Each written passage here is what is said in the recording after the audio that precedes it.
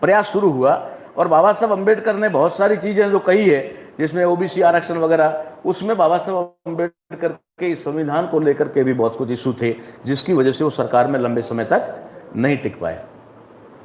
तो यहां क्या था, ये खोज का विषय था, इसलिए मैं आपको बताना चाह रहा हूं कि इसमें था आपका कृषि भूमि का अधिकार। अब बाकी चीजें तो ठीक है, आप बोलना चाहो तो बोलो, ना बोलना चाहो तो ना मर्जी, आप संगठन बनाना चाहो तो बनाओ, ना बनाना चाहो तो ना बनाओ, ठीक है ना, आप कहीं घूमना चाहो तो घूमो, ना घूमो, तुम्हारी मर्जी।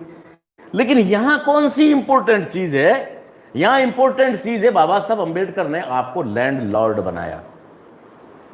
क्या बनाया? भूधारक, भूमि का मालिक। ये कुछ साधारण चीज नहीं, जहां हटा करके स्टार लगाए गए, साधारण चीज नहीं थी, उनके लिए तो बहुत खतरनाक थी, इसलिए उन्होंने इसको जल्दी से हटाया। किसी लोगों को पता चले ना चले उससे पहले पहले इसके लिए 1951 में, ये 50 में लागू हुआ, 51 में 51 में ही शुरू हुआ कार्यक्रम। बाबा साहब के जीते जी नहीं हो सका, 56 में उनके जाने के बाद कर दिया। आप लोगों ने कहावत सुनी होगी, आमतौर पे अभी भी लोग कहते हैं मारवाड़ी में कि खड़े जकेरा खेत सड़े जकेरा घोड़ा। आप हुने उड़ी करी सुनी हुई है? खड़े जकेरा खेत सड़े जकेरा घोड़ा। यानी कि संविधान लागू होने के बाद में जो व्यक्ति जितनी जमीन जोत रहा था, मालिक नहीं था उस समय, मालिक नहीं था, लेकिन जितनी जमीन वो जोत रहा है वो उसको अलॉट होनी चाहिए, उसके नाम से होनी चाहिए। और उसी के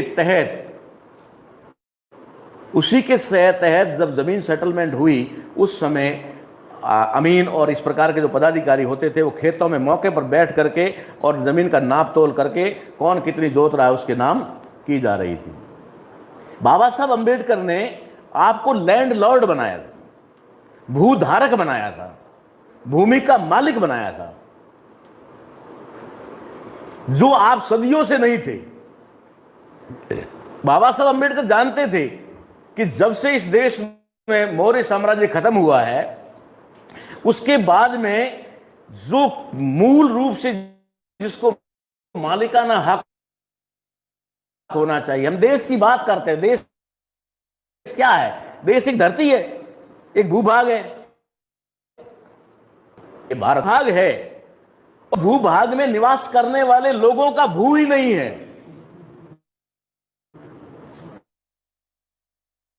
तो काहे के वो नागरिक हैं। इसलिए बाबा साहब अंबेडकर ने इस संविधान में ये चीज डाली कि इस देश के जो निवासी हैं, मूल निवासी हैं, उन लोगों को अगर वास्तव में इस देश का हकदार और नागरिक बनाना है तो इनको जमीन का मालिक बना दो, जो ये पहले से नहीं है। पहले जमीनों के मालिक कौन होते थे? रियासतें, बड़ी बड़ी राजे महाराजे, उनके अंडर में होते थे कुछ ठाकुर घराने, वो वसूली करने वाले वो होते थे मालिक, वो भी नहीं होते थे। लेकिन एक जैसे एक सिस्टम होता है ना, चीफ सेक्रेटरी, उसके बाद सेक्रेटरी, ऐसे फिर बागी आयोग, फिर कलेक्टर, कलेक्टर के बाद में फिर एडीएम, एसडीएम, तहसीलदार और पटवारी होता है ना, ये सिस्टम। यही सिस्टम उस समय इस तरीके का था। वसूली कोई और करता था, धन कहीं और जाता था, राजस्व को कहाँ जाना है, रेवेन्यू को कहाँ जाना है, वो जाता था। तो बाबा साहब अंबेडकर ने कहा कि ये देश के लोग 2200 वर्षों से इस देश के नागरिक ही नहीं है, इनको तो भेड़ बकरियों की तरह से इधर और इधर किया जाता है और ढोल नगाड़ा बजा करके उनका मालिक घोषित कर दिया जाता है कि आज से तुम्हारा ये मालिक ये बन गया है, कल तक वो था, वो मर गया है या उतार दिया गया है या कैद कर दिया गया है, अब राजा बदल गए हैं। ठीक है, किसी को ये अधिकार नहीं था कि राजा क्यों बदला, किसने बदला। तो मैं आपको ही बात कह रहा था कि अभी अभी जो वर्तमान में परिस्थिति में लाता हूं, आपको वहां से उठा के यहां लाता हूं कि अभी एक बहुत बड़ा बवाल देश में चल रहा है और वो चल रहा है किसान आंदोलन। जहां के लोगों को थोड़ा एहसास हुआ है वहां कर रहे हैं, हरियाणा में कर रहे हैं, पंजाब में कर रहे हैं, महाराष्ट्र में कर रहे हैं, ठीक है ना, लेकिन पूरे देश में नहीं कर रहे हैं, क्योंकि पूरे देश के लोगों को पता ही नहीं चला है कि हमारे साथ हुआ क्या है। और पता तो उनको भी नहीं चला है जो हरियाणा में, पंजाब में आंदोलन कर रहे हैं, उनको भी पता नहीं चला है।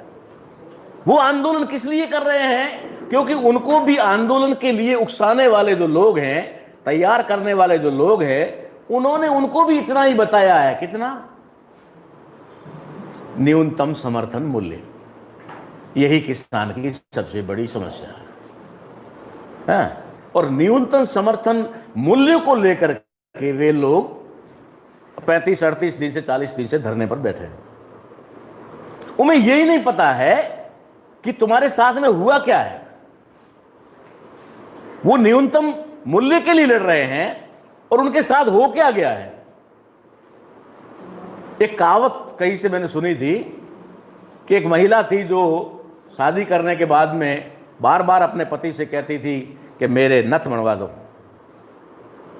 मेरे नथ बना दो, बढ़िया सी नथ फुलड़ी वाली, है ना। वो रोज कहती थी मेरे नथ बना दो। लंबा समय गुजर गया, उसके बाद एक दिन उसके पति को गुस्सा आया और उसने कहा कि पागल, तू नथ की बात कर रही, मैं तो रोज छुरी तेज कर रहा हूं, तेरा नाक ही काट दूं।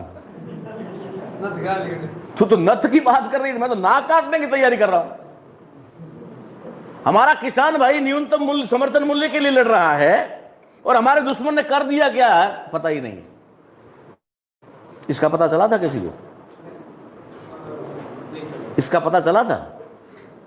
1951 में षड्यंत्र शुरू हुआ, 1956 में यह सफल हुआ। क्या उसके बाद में किसान नेता पार्लियामेंट में नहीं गए? मैंने हमारे राजस्थान के रेवेन्यू मिनिस्टर को मंच पर मंच साझा करते हुए मैंने एक बात कही कि भी राजस्थान प्रदेश का रेवेन्यू मिनिस्टर, जहां तक मेरी जानकारी में, मैं 40 साल से तो देख रहा हूं कि राजस्थान के बाड़मेर जिले से ही जा रहा है। अभी तक रेवेन्यू मिनिस्टर 40 साल से बाड़मेर जिले के अलावा कोई नहीं बना। लंबे समय तक गंगाराम जी रहे, उसके बाद में फिर हेमाराम जी हुए, फिर अमराराम जी हुए, ठीक है, फिर वापस हेमाराम जी हुए, उसके बाद में फिर जो वापस अभी हरीश जी हुए। रेवेन्यू मिनिस्टर बाड़मेर से जा रहा है। मैंने उनसे एक सवाल पूछा मंच पर से, मैंने कहा मेरे देश का किसान, जिसे बाबा साहब अंबेडकर ने आर्टिकल 19 के च के अंदर उसको लैंड लॉर्ड बना दिया था, भूधारक बना दिया था, भूमि का मालिक बना दिया था, और इन सरकारों ने कब उनको खातेदार बना दिया? भूधारक से नाम हमारा हटा करके वहां राजस्थान सरकार लिख दिया गया। आप अपने खेत की नकल लाएंगे तो आपको पता चल जाएगा, भूधारक में राजस्थान सरकार है आपका। और तो काश्तकार तो हम इस संविधान से पहले भी थे, काश्तकार तो हम पहले भी थे। और फिर 40 साल में आपके यहां से रेवेन्यू मिनिस्टर जा रहे हैं, 70 साल में कांग्रेस ने ज्यादा से ज्यादा राज किया है, बीजेपी ने कुछ समय राज किया है। हर बार कोई ना कोई नेता आकर के खड़ा होता है और कहता है मैं किसान नेता हूं, ठीक है। और ये किसानों का सत्यानाश हो गया। वो किसान जो काश्तकार थे, बाबा साहब ने जो भूधारक बनाया, फिर आपने खातेदार बनाया, खातेदार से फिर काश्तकार बन गए, और अब गुजरात के एरिया में तो वहां पर कब्जेदार हो गए। कब्जेदार गुजरात में कोई भी, जिसको अपने यहां पर जमाबंदी बोलते हैं, उधर 7/12 बोलते हैं शायद, तो 7/12 निकाल के देखोगे आप तो उसके अंदर आपके यानी खेत के जो मालिक है, जोतने वाला, उसका नाम, उसके कॉलम का नंबर जो है उसमें कब्जेदार। अब तो सिर्फ कब्जेदार है। अडानी अंबानी, है ना, ये कभी भी आके आपका कब्जा खाली करवा सकते हैं। और कब्जा खाली करवाने के लिए आपको थोड़ा बहुत मिल जाएगा तो क्या, मुआवजा। मैंने आज से 15 साल बाद पहले लोगों से पूछा, जब भारत के राजस्थान के अंदर केयर एनर्जी आकर के यहाँ जो काम करना शुरू किया, लोगों की जो लैंड एक्वायर करने की कार्यवाही शुरू हुई, उस समय लोगों ने जाकर चिल्लाया हमारी जमीन हम क्यों दें, हम जबरदस्ती हमारी जमीन नहीं ले सकते। उस समय बाड़मेर के कलेक्टर उस समय हुआ करते थे अजिताभ कुमार, बिहार के। उन्होंने लोगों को बुला करके पूछा कि बताओ तुम मालिक कैसे हो, साबित करो। तो नकल निकाली, ये लो सर, तो कितने पढ़े लिखे हो? बोला साहब 10वीं 12वीं जो भी था। अरे तो देख था ये क्या लिखा, भूधारक, राजस्थान सरकार है ना भाई, तू क्या है, खातेदार है, तू खातेदार है, ठीक है। अरे बैंक में आदमी का खाता होता है और उस खाते में 5 करोड़ रुपया जमा होता है, और किसी का 500 रुपया जमा होता है, होते दो ही खातेदार है ना, कोई मालिक बना? 5 करोड़ वाला ये कह सकता है कि मैं 5 करोड़ जमा है इसलिए मैं बैंक का मालिक हूं? आप खातेदार हैं, 500 के हैं तो भी और 5 करोड़ के हैं तो भी खातेदार हैं। आप जमीन में खातेदार हैं, आप जमीन के मालिक नहीं हैं। आज काश्तकार बना दिया गया, कल हमें वहां से बेदखल कर दिया जाएगा। मैं लोगों से 15 साल से विनती कर रहा हूं कि अरे भाइयों, तुम ये जो मुआवजा ले रहे हो किस बात का ले रहे हो? तुम ये बीज का पैसा ले रहे हो किस बात का ले रहे हो? और फिर कह रहे हो कि मालिक भी हैं, कह रहे हो कि हम मालिक, जमीन के मालिक तुम हो और बीज कोई और दे रहा है। समझने की बात है। कभी कभी कुछ ऐसी कड़वी चीजें भी कहकर समझाना पड़ता है लोगों को कि कोई आदमी अगर कहे कि औरत मेरी है और कपड़े कोई और ला रहा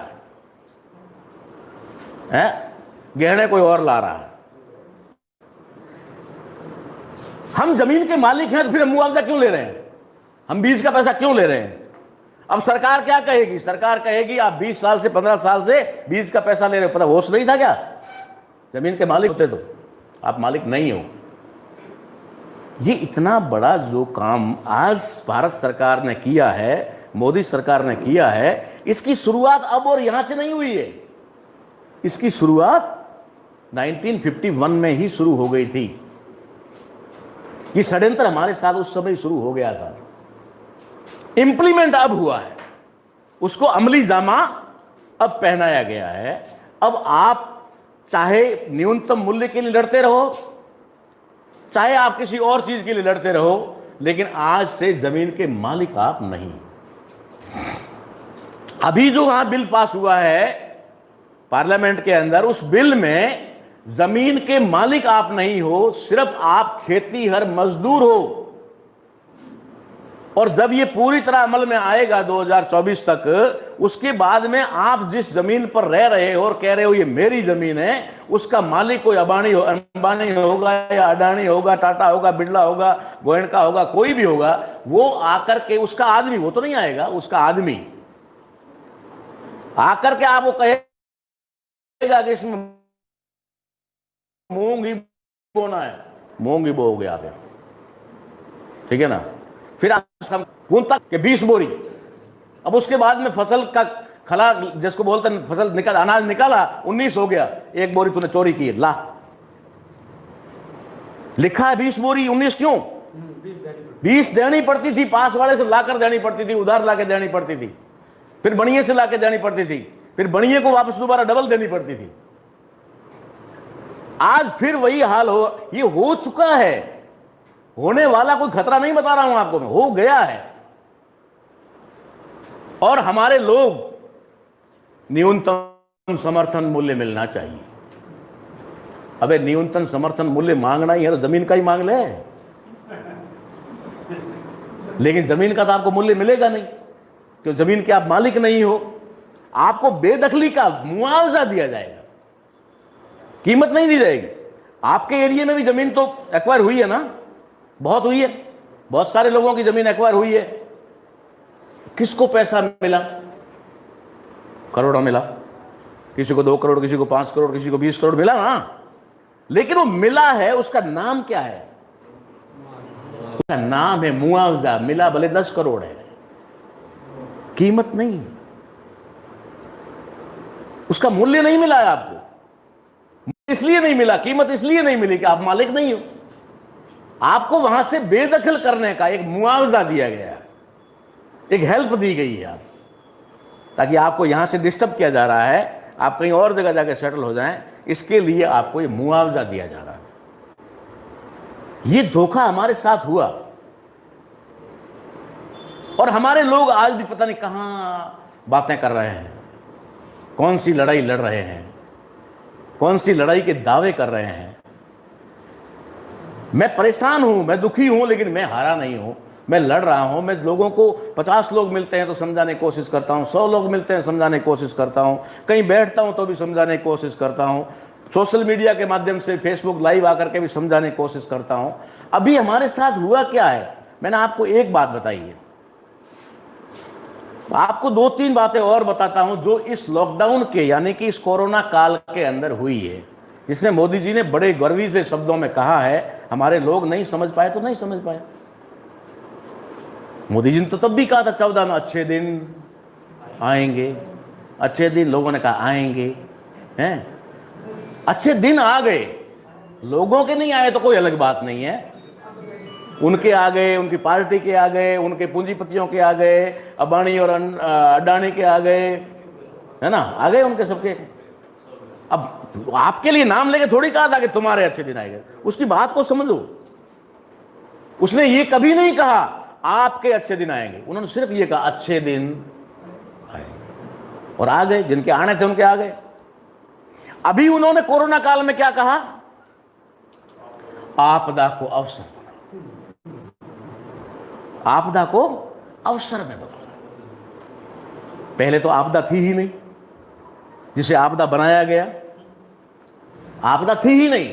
और मैं डंके की चोट पे कह रहा हूं, 22 तारीख को पहली बार लॉकडाउन हुआ था, और शायद 27 या 28 तारीख को मैंने इस बारे में लाइव आकर के कह दिया था कि सोशल डिस्टेंसिंग शब्द ही गलत है। किसी भी संक्रमण से बचने के लिए सोशल डिस्टेंसिंग का कोई मामला नहीं आता है, फिजिकल डिस्टेंसिंग रहती है।